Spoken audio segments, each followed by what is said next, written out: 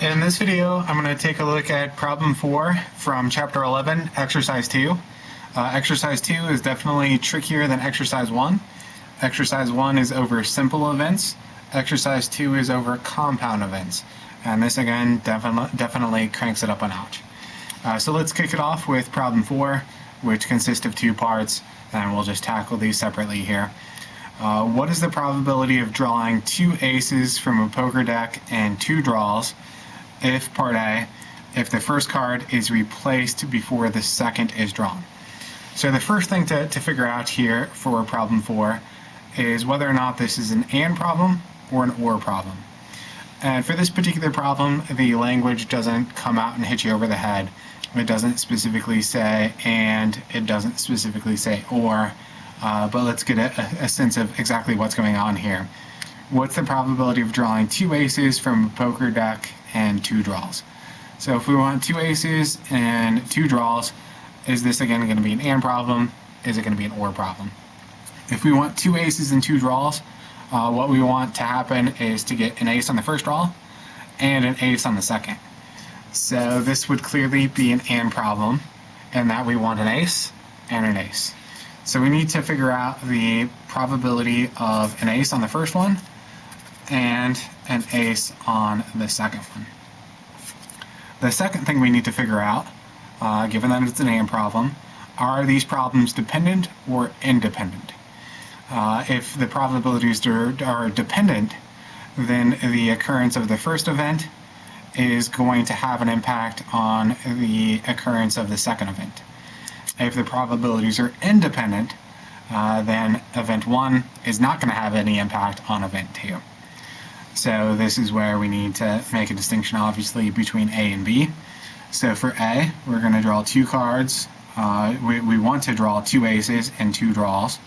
So that makes it an AND problem, ace on the first and ace on the second. If the first card is replaced before the second is drawn. So there's the key language, is replaced before the second is drawn.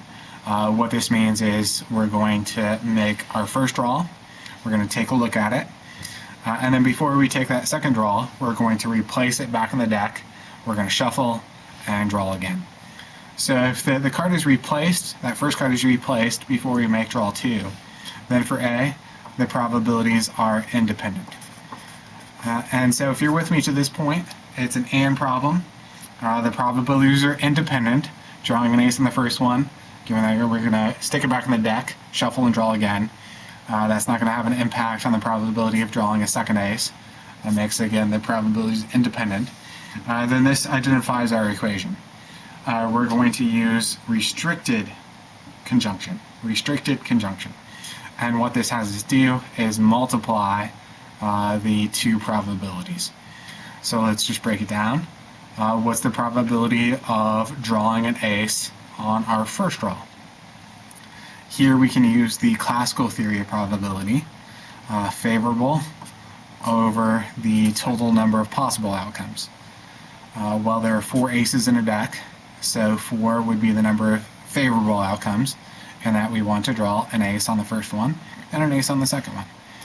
And then in a complete deck, there are 52 cards, excluding, of course, jokers.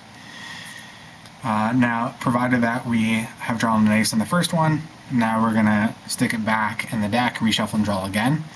The probabilities, again, are independent. So sticking that ace back in the deck, shuffling and drawing again, what's the probability of drawing an ace on the second one? Well, it'd be just the same. There are 4 in the deck still, and we put that card back, so there are still 52 in there. And for restricted conjunction, we're just going to multiply the 2. So for 4 52s times 4 52s, we've got 16 over, and here is probably where you would want a calculator.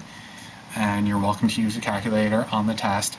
52 times 52 is 2704, and that answer is perfectly fine. No need to reduce this to the lowest possible terms. You can certainly do that if you like, 8 over 1352, 4 over 676, so on and so forth. But 16 over 2704 is perfectly fine. If you want to express it as a decimal point, that's fine too.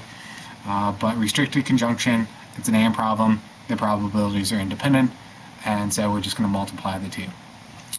On part B, same idea, 2 aces, 2 draws. So again, this is going to be an AND problem. The probability of an ace on the first one and an ace on the second one. But this time, if the first card is not replaced before the second is drawn, without replacement. So we're going to draw a card, we're going to hold on to it, and now we're going to draw our second one. And in this case for B, the probabilities are dependent. The first event is going to have an impact on the probability of the second event. So for draw 1, what's the probability of getting an ace?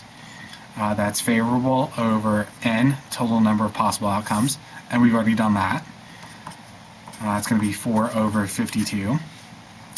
And this time, we've got, let's suppose, an ace in our hand. So now, instead of there being 4 aces in the deck, we've got 1 in our hand. There's only 3 left. Instead of 52 cards total, we've got 1 in our hand. There's 1 less card. There are only 51 total. This equation is general conjunction, and again, all we're going to do is multiply them. So 4 52s over 3 51s, and that is 12 over, and again, this is probably where you'd want a calculator. 52 times 51 turns out to be 2652. So there's a fairly straightforward problem in 2 parts, dependent, independent, from Chapter 11, Exercise 2.